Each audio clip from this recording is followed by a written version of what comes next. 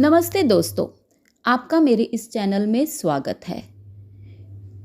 मैं आज आपको सिलाई में नाप के बिंदुओं के बारे में जानकारी दूंगी।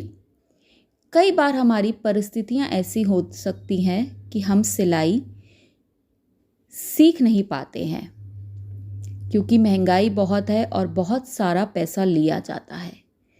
तो मैं आपकी इस प्रॉब्लम को थोड़ा सा कम करने की कोशिश करूंगी अपने इस चैनल के माध्यम से। तो मुझे उम्मीद है कि आपको ये चैनल बहुत पसंद आएगा और आपकी कोई भी इंक्वायरी हो तो आप मुझे कमेंट बॉक्स में पूछ सकते हैं। चलिए वीडियो शुरू करते हैं। देखिए, 1 मीटर में 39.5 इंच होता है। जब हम कपड़े को नापते हैं तो हम टेप से नापते हैं, यानी कि इंची टेप में। तो इंची टेप में जहाँ 39.5 लिखा होगा वो आपका 1 मीटर होगा। देखिए, मैं आपको इंची टेप में दिखाती भी हूँ कि 39 इंच कहाँ है। तो ये 39.5 जो है, ये आप जहाँ पर देख रहे हैं एरो, ये 39.5 है। तो ये हमारा 1 मीटर होता है कपड़े में। जब हम कपड़ा लेने के लिए जाते हैं तो हम बोलते हैं ना 1 मीटर 2 मीटर, तो ये हम इससे नापते हैं कि ये इतना आ रहा है तो ये 1 मीटर हो गया है। तो उम्मीद है आपको पहला पॉइंट समझ में आ गया होगा। दूसरा पॉइंट है 1 मीटर में 100 सेंटीमीटर। अगर हम इंची टेप को दूसरी साइड मोड़ेंगे तो ये आपके सेंटीमीटर लिखे होते हैं।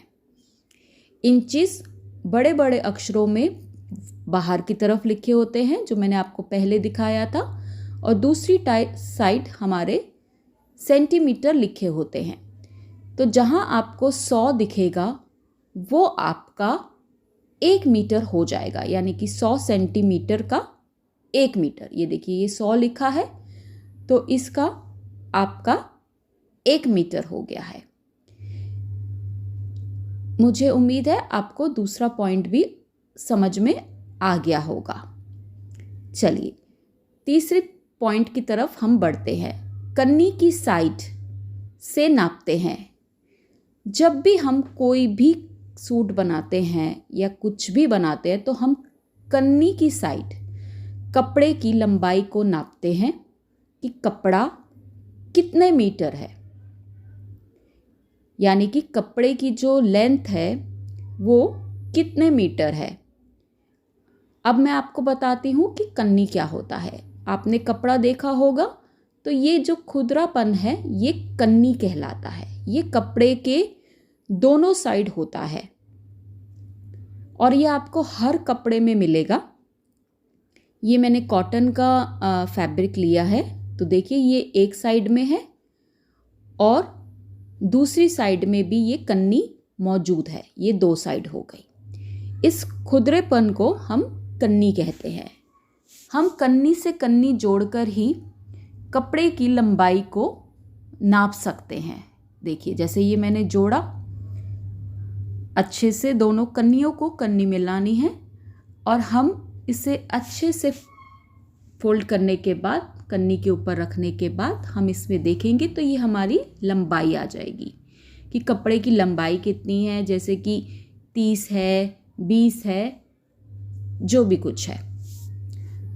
अब अगर हमें कन्नी की दूसरी साइड निकालनी हो, यानी कि चौड़ाई निकालनी हो, तो एक कन्नी से दूसरी कन्नी तक नापते हैं तो कपड़े की चौड़ाई निकल आती है कि कपड़ा कितने मीटर का है।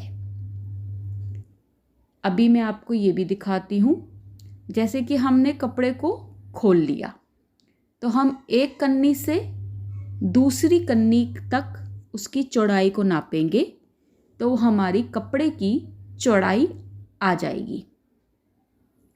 क्योंकि वीडियो की स्क्रीन छोटी है तो मेरे हिसाब से आपको क्लियर नज़र आ रहा होगा।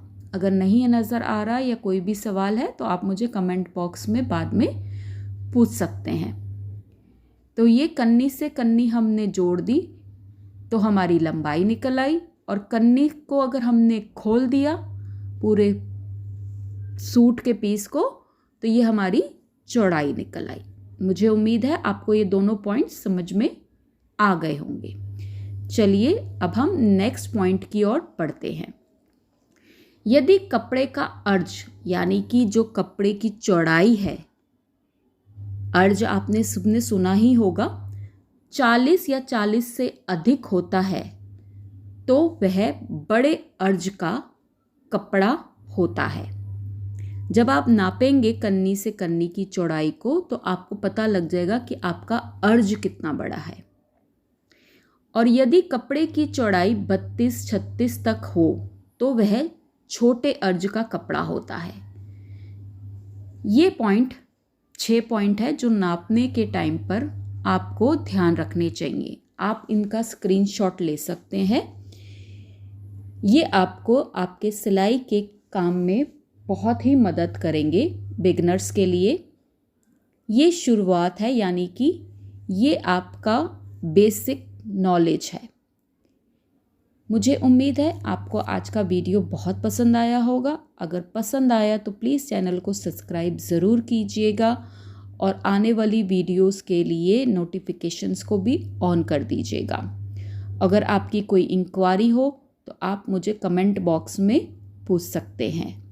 ये हमारी आज की पहली क्लास थी। चलिए मिलते हैं फिर हम अगले वीडियो में।